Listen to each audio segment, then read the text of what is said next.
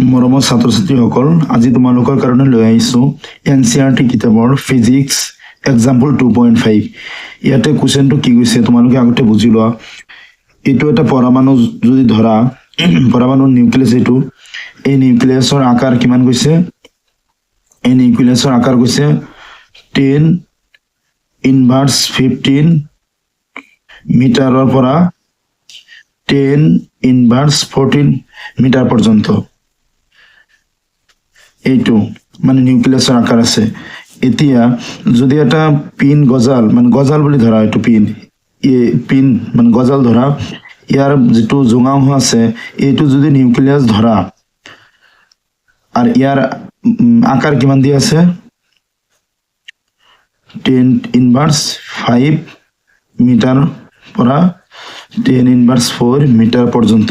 তাৰ মানে কি কৈছে, এই নিউক্লিয়াছটো মানে ডাঙৰ কৰিছে।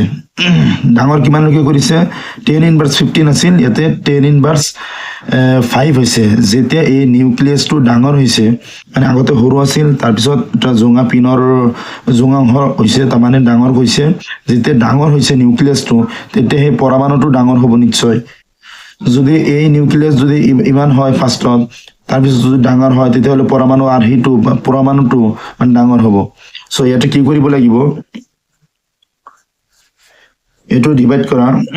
কোনটো মানে আগত ইন জেনেৰেল নৰ্মেলত কোনটো দিয়া আছে এটা লোৱা, এই ফাৰ্ষ্টটো লোৱা, নহ'লে ছেকেণ্ডটো লোৱা। কাৰণ যেতিয়া ডিভাইড কৰিবা, যেনেকৈ ফাৰ্ষ্টটো দিলোঁ ইয়াতে 10⁻15 মিটাৰ, আৰু ইয়াতে কিমান 10⁻5 মিটাৰ। মিটাৰ মিটাৰ কেঞ্চেল হ'ল, আৰু এইটো যাই কিনে হৈ যাব কিমান, তলত 1 থাকিব,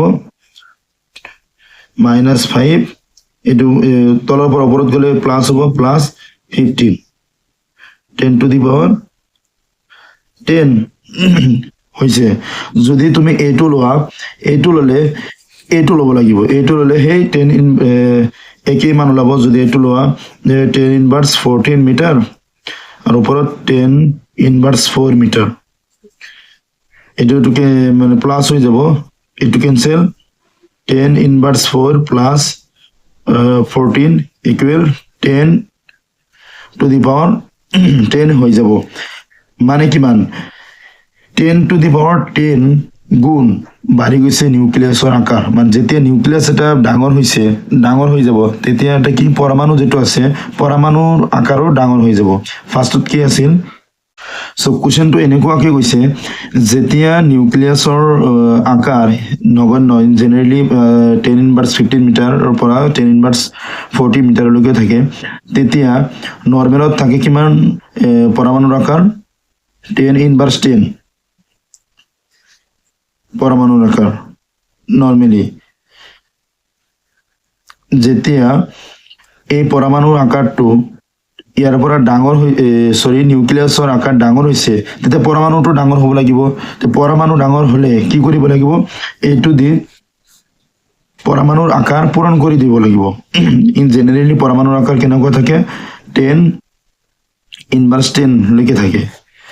এটা পৰমাণুৰ আকাৰ যদি ইমান হয়, তেতিয়াহ'লে ইমান গুণ বাঢ়ি গৈছে নিউক্লিয়াছটো। এটা নিউক্লিয়াছৰ মানে ইমান নিউক্লিয়াছ ইন জেনেৰেল থাকে আকাৰ, আৰু পৰমাণুৰ আকাৰ হয় 10⁻10। চ' যেতিয়া ইমান গুণ 10⁻10 বাঢ়ি যাব, টাইমছ বাঢ়ি যাব, তেতিয়া কি হ'ব, এইটোৰ লগত এইটো পূৰণ হৈ যাব,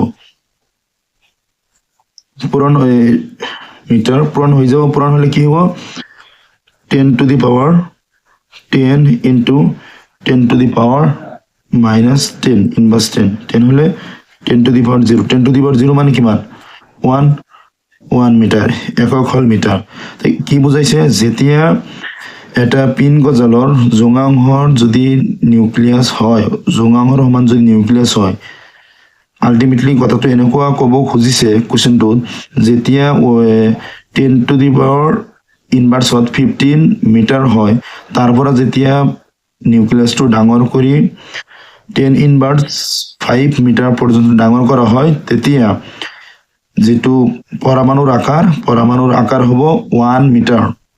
এই 1 মিটাৰ ভ্যালু 1 মিটাৰ ব্যাসাৰ্ধ যদি এইটো ইয়াৰ পৰা ইয়ালৈকে 1 মিটাৰ হয় সাৰ্কুল যেতে হ'ব এনেকৈ সাৰ্কুল কৰিলে যিমান হ'ব ইমান ডাঙৰ আকাৰ হ'ব এটা পৰমাণু সো কোশ্চেনটো যেটো কৈছে আৰু ইয়াৰ উত্তৰ হৈছে এইখিনি 1 মিটাৰ ব্যাসাৰ্ধৰ 1 মিটাৰ ব্যাসাৰ্ধৰ আকাৰ হ'ব পৰমাণুটো সো থ্যাংক ইউ